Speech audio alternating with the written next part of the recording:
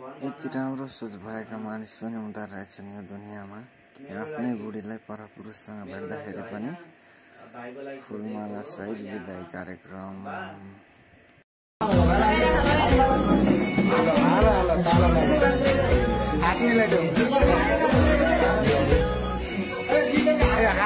आगामी लाइफ राम्रोसँग खुसीले जियो होइन, यहाँभन्दा अगाडि जिएकै थियो। अब त्यही हो,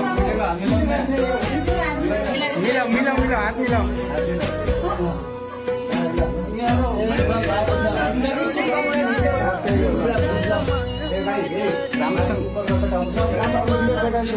यो भनिहाल्यो कि मेरा जसरी खुसी राख्न सकोस् भनेर। राकेश भाइ ल ल ल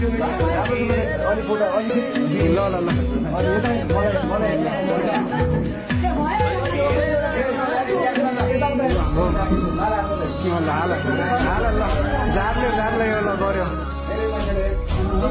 नम्बर। मैले जसरी राखेको छु होइन, मैले जसरी राखेको छु त्यसरी राखेको छु।